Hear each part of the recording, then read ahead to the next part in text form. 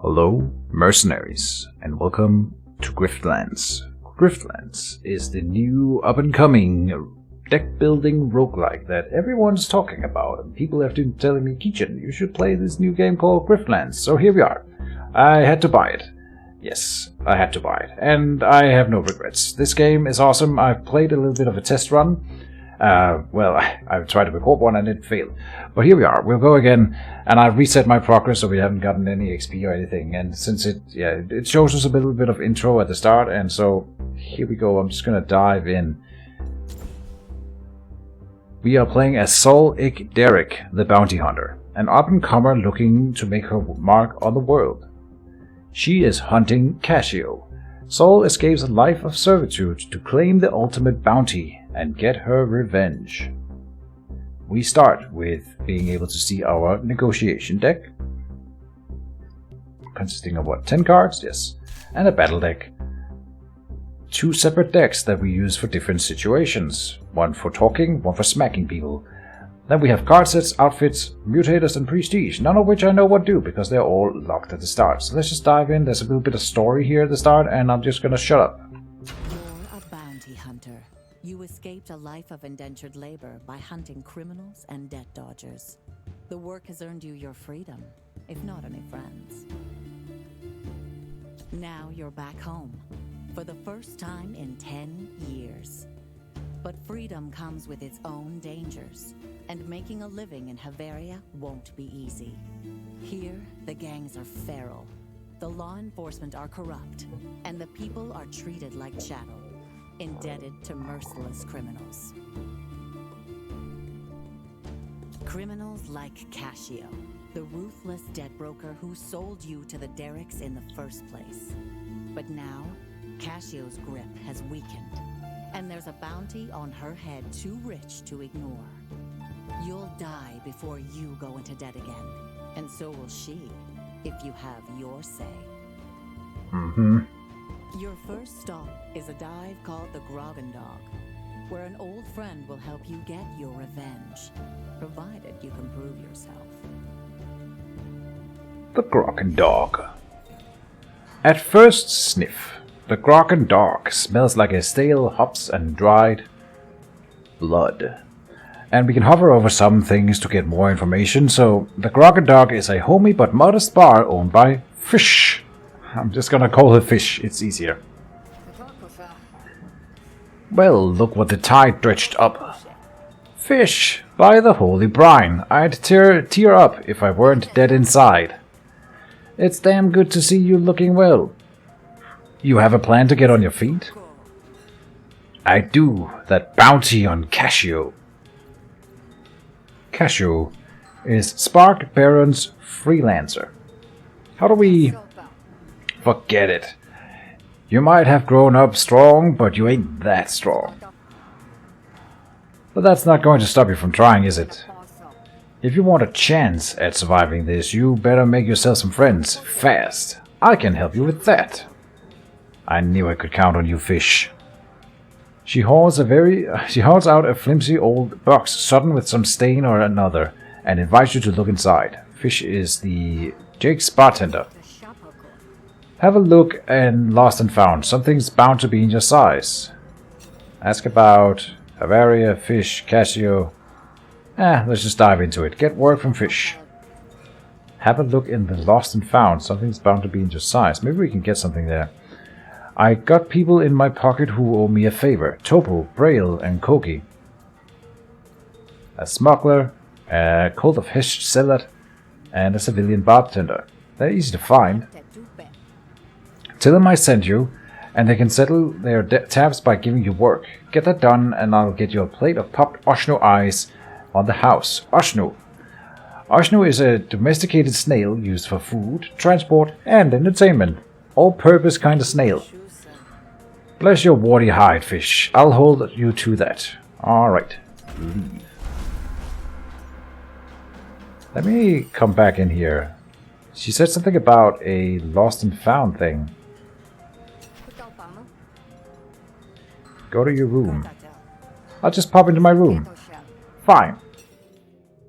Change outfit. Put on bounty hunter. Huh. Alright. Let's leave. I was just curious.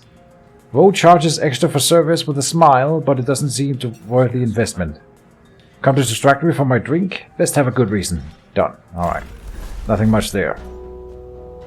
So, we get a choice of different quests while on the world map here. We are currently over here, and we can do either hit the beach, private security, or a matter of faith.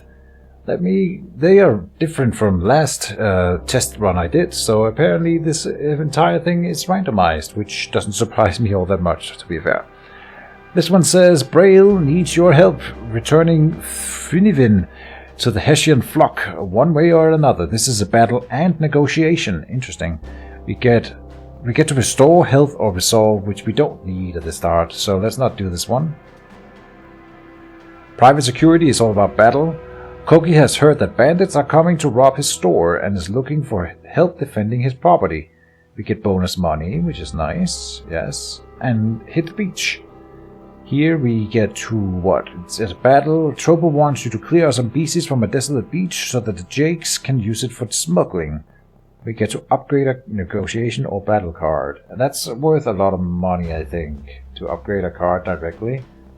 More than the extra money from here. I should think so. So let's do the hit the beach.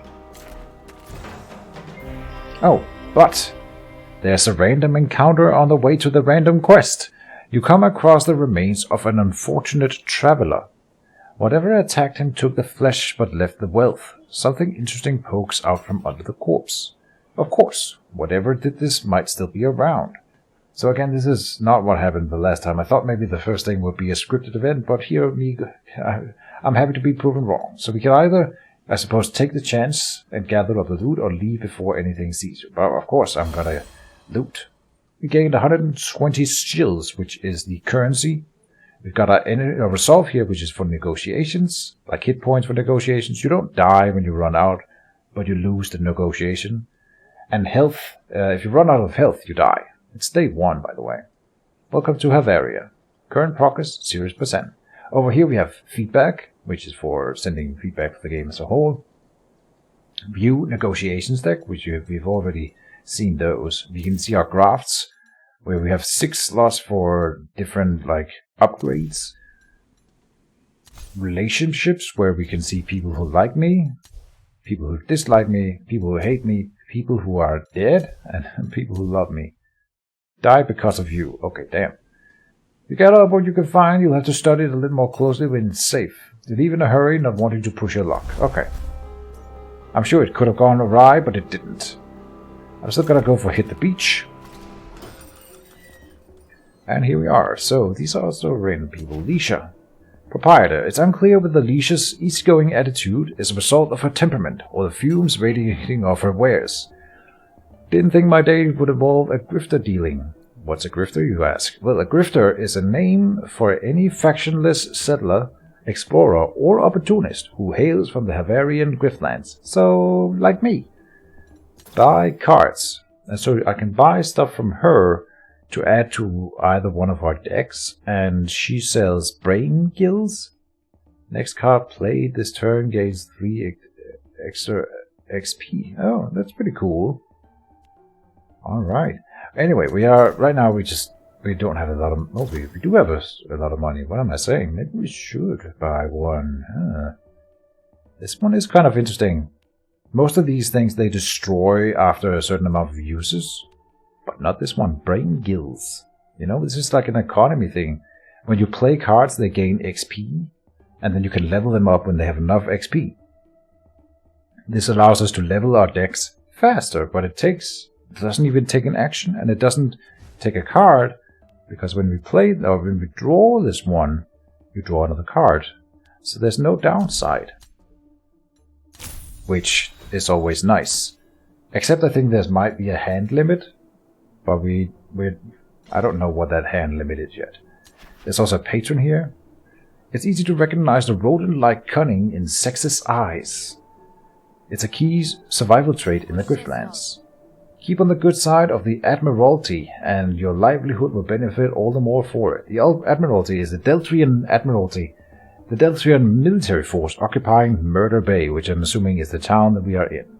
She does what? She's drunk. Gains a drunk argument when negotiating. Alright. So, guard Topo over here. He's the one we want to talk to. Nobody in Havaria's ever heard of a smuggler with a heart of gold, and nobody in Havaria's ever heard of Topo. It's unlikely the two are related. Let's see what Havaria is in this case here. Havaria, a largely unsettled continent on the western side of the Hessian Sea. Alright. Another day in the feud, eh?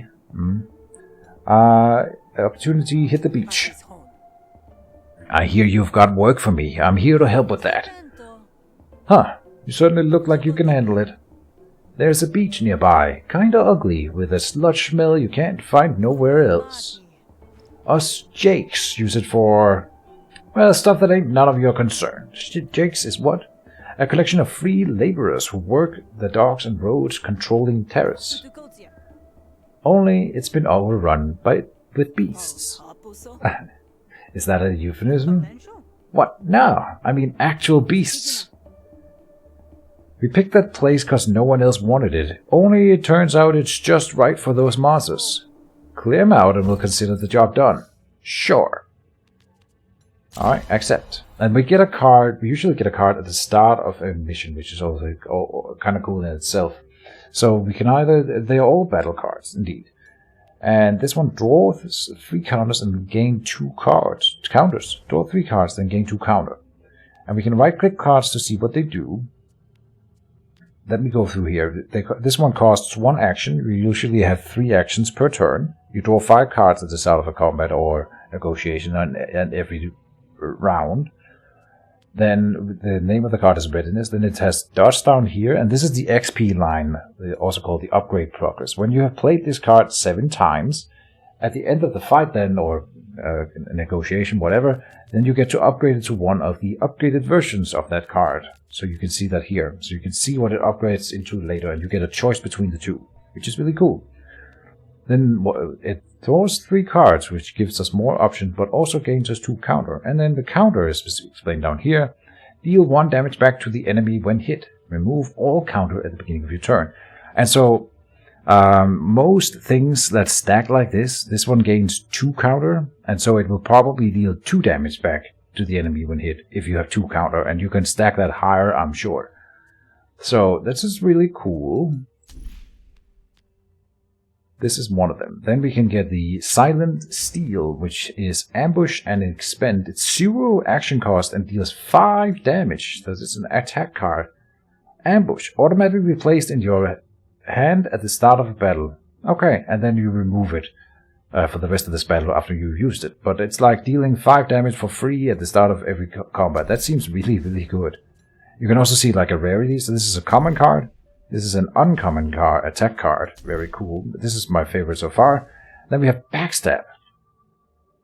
And it says if this card was improvised, which improvises, I suppose, another mechanic. I haven't seen it yet, but it says here what it does. Choose 1 of 3 cards to put in your hand. I'm not sure how... We don't have anything that improvises yet, is the point. So we can't really use this mechanic for anything.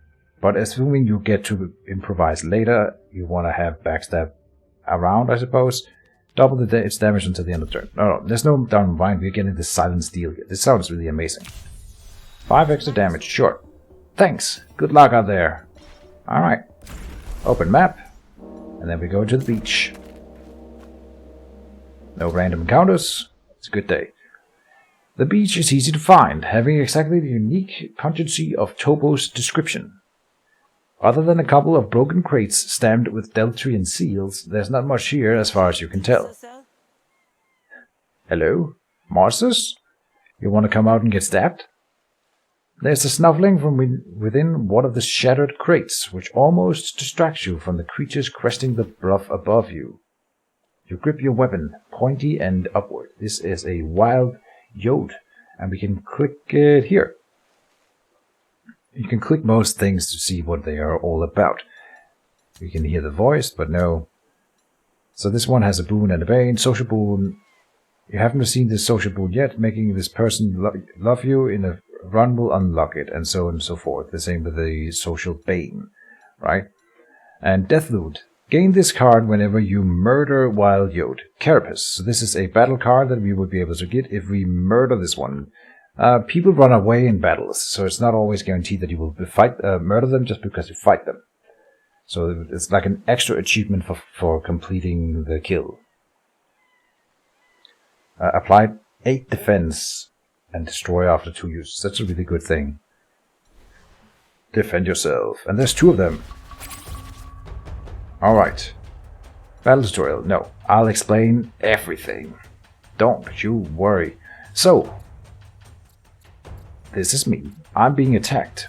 If we hover over things, we can usually see what they do. This guy is going to attack me for 5 damage. From Wild Yodi, a status effect will also be applied. This is not explained necessarily what kind of status effect will be applied, and in this case it's certainly not.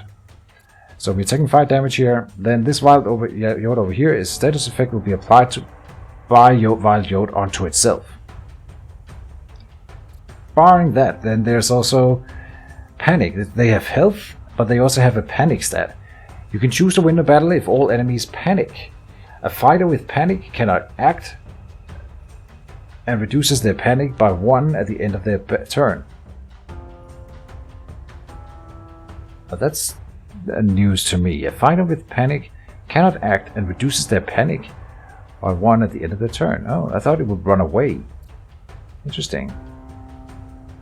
So, last time I played, there was a thing where they ran away after a certain amount of damage taken. Here it seems like they just panic. Which means that I can kill them, because they don't run away.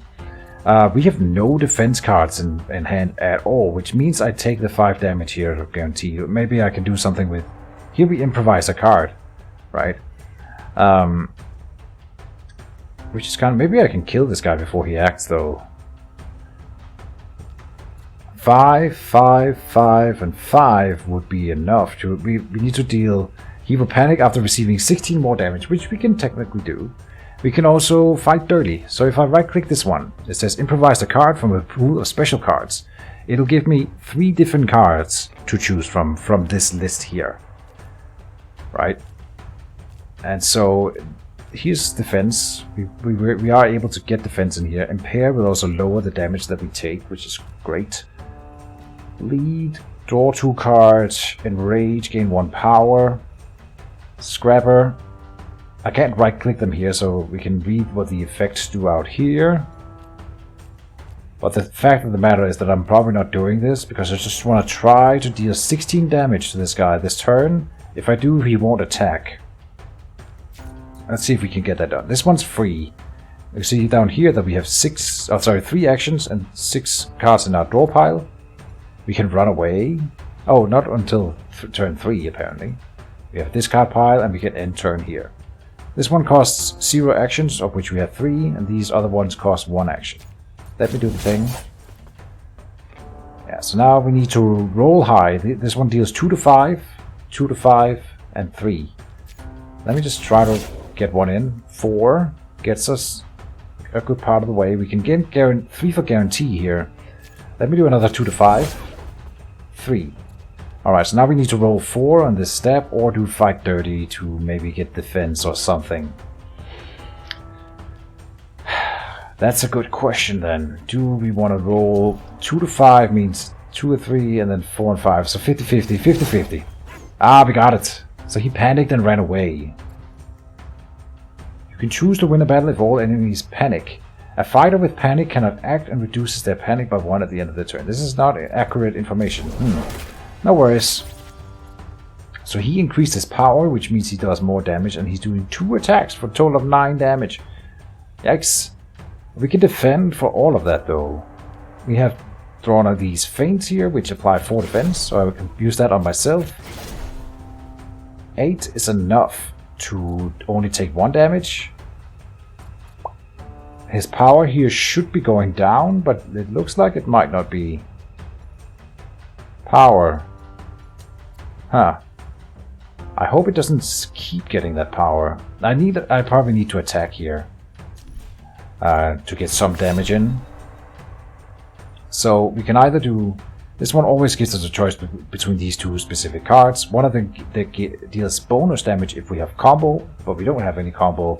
We do gain combo for using it though. Or we can play the Saber Grip, which applies bleed. So I'm gonna do that. The bleed deals, at the beginning of the turn, take damage equal to the count of bleed, then half bleed count, right?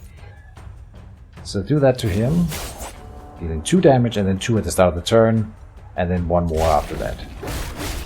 Savage Bite. We took 1 damage in total. He still has the same amount of power. Alright. Interesting. Alright, but we can defend for all of that. And so now we have an example here of, look at this stab. Not here. Here. You can see this little blue bar means we've played this card once already. So now it's on the way to leveling up, which is amazing. It also means that I kind of want to keep the fight going for as long as I can to level up my cards. Though at some point we will get like a debuff saying that no more XP can be gained on cards for the rest of the fight. But until we get that debuff, there's no reason to stop, right? We don't want to deal 9 damage then, but we can't, so it's fine. We want to use the same card again if we can. Let's use the stab. And that's all of our actions. End the turn. He also bled a little bit. Now I gained 2 bleed. At the end of your turn, take 2 damage and expend this card. Unplayable. That's nasty. Alright. Now the thing is, if I deal 3 damage, he runs away. So I would like to deal a total of 8 damage to kill him, but that's really hard. We can't really do it, can we? Let's try to fight dirty and just see what happens. We can gain 1 power. And that's permanent, I suppose. Or we can draw 2 cards. I'll gain 1 power. Let me check my draw pile. The discard pile. Here they are, the bleeds. At the end of your turn, take 2 damage. Alright. We don't have to end the turn in which we take them. So I'll gain the 1 power. And now I don't want to attack, because it would make him run away. I'm gonna try to figure out a way to deal 8 damage in one go if I can. So let me defend again, just to use the card and give it XP, and then end the turn.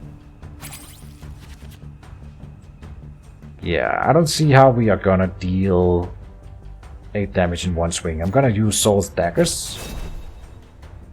And with that we can use the Hammer Grip.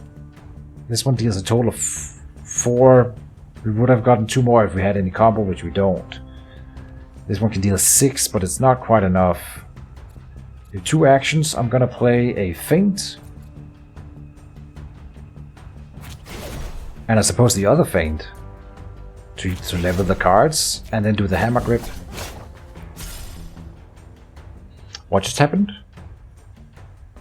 He had some defense that I didn't take into account, so now we're gonna take 9 damage, really? Oh damn. And more than that, wow. At least I played a lot of defense, I suppose. Okay. Oh, so now I got him lower though. It was kind of perfect. Let's fight dirty again. Can we do more damage in here? Yeah, we can scrounge for extra cards. The Impair will make him deal less damage, which we're not interested in right now. We want to try... we can't really do it. I mean, 6 damage here is possible, though a low chance. He's dealing 7 to me, which I can defend against, so we don't have to attack. Yeah. Let me see again if I can get our power even higher. So now we have Fatigued. Cards no longer gain XP for this battle. And we drew the bleeds and the stabs, so I'm gonna use the Feint on myself. Oh, but we don't gain XP anymore, so it's kind of a moot point. Alright, let me just use the stab here. See if we rolled the 6. We didn't, then it runs away. We tried. Alright, so we can still get a card after the battle though.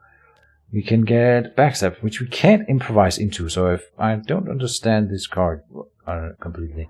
Footwork will discard a card, one that we choose, I believe. Gain actions equal to its cost plus 1. So you... Let's see. You spend an action on it as well. So you spend 1, gain 2, you're effectively gaining an extra action. That's really good, really good. And there's things that combo with discarding, so that's really nice. And then Rebound says gain 2 counter for each card played this turn. Also nice. I think I'm gonna go with the Footwork. Uncommon maneuver card compared to the common maneuver card and a common attack card, yeah. Footwork.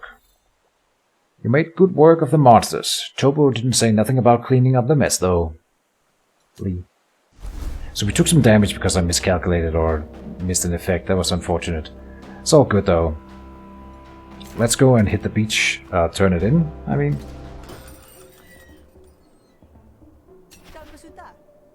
Dupazadar, greetings once again. Tell Tobo the beach is clear. Your beach is clear. More fetid than ever, but monster-free all the same. That's not bad. Whatever keeps the lollygaggers away. We got important business to conduct there, which I expect you'll keep to yourself. Hunter's honor. You get 50 shields. Quest bonus, upgrade card. Upgrade a negotiation card or upgrade a battle card. I'm gonna upgrade a negotiation because we haven't done anything to that yet, so I want to be ready for our first negotiation here. And there's some good ones, I suppose. Let's see.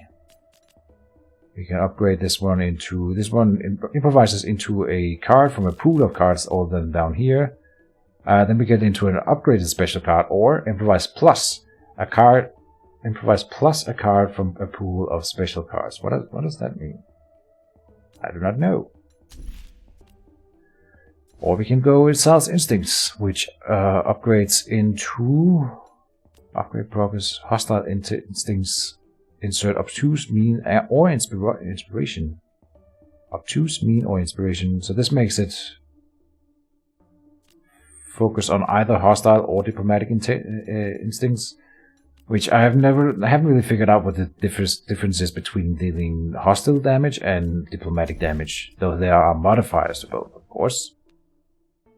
Threaten can be upgraded into Threaten of Clarity. This one destroys the card permanently, but it also does a boatload of damage, which is quite nice. Mirrored Threaten, attack with this card twice, but it's lower damage. But there might be something with comboing with more, dealing more attacks, so that's kind of cool. Draw a card, while also dealing damage. I see. Boosted Threaten and Lucid Threaten gain 1 Dominance. Dominance deals more damage from hostility. So I think I want this Visionary Threaten, if anything. Let me see. Fast Talk is also quite nice. This one can give us Influence, which is the same thing as for Dominance for hostility. Here's one with draw a card. He'll gain 1 Influence. This card costs 0 to play. Or spend 1 Influence. I see. And 3 Composure is 3 Defense, which is quite nice. Yes, I think I like that.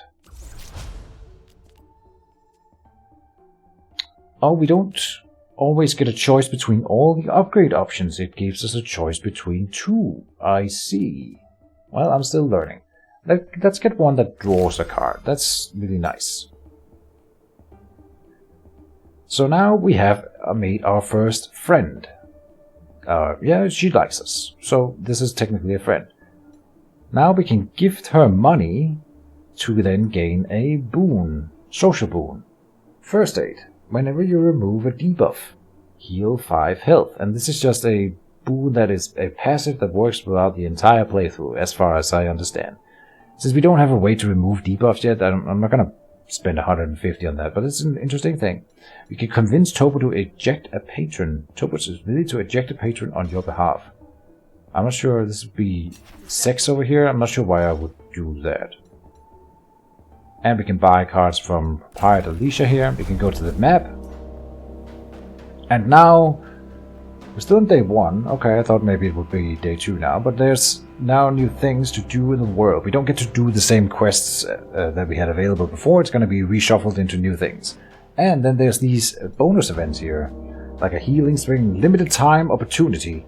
Here we can go to either heal. I've done this one before. So this one either heals us or we can boost our maximum health for a bit, at the cost of a bit of damage applied right away. So a long-term play. Then we have a challenging quest, which I'm not gonna do right now because we're gonna do one of these limited time thing. Meditation spot. There's something special about this place. You could go here to either gather your thoughts and strengthen your resolve. I'm gonna focus on the health thing over here because that's what can kill us permanently. You find a fissure in the ground, fuming with toxic vapors. On the far side you spot a rare healing wort, growing with fat with broad leaves under the lumen's influence. So we can either pick a leaf to chew, heal 10 HP, pick one weird fruit to eat, heals 20 HP, but we receive Tipsy. And Tipsy then is a battle card, which is a purely negative one. We get rid of it permanently by paying one action in combat. So that's kind of interesting, right? Or we can eat until you can't eat anymore. Gain 10 maximum HP, but take 15 damage. I'm gonna do that. Of course, because I'm always the economy player, so we will make use of that extra HP in the long run.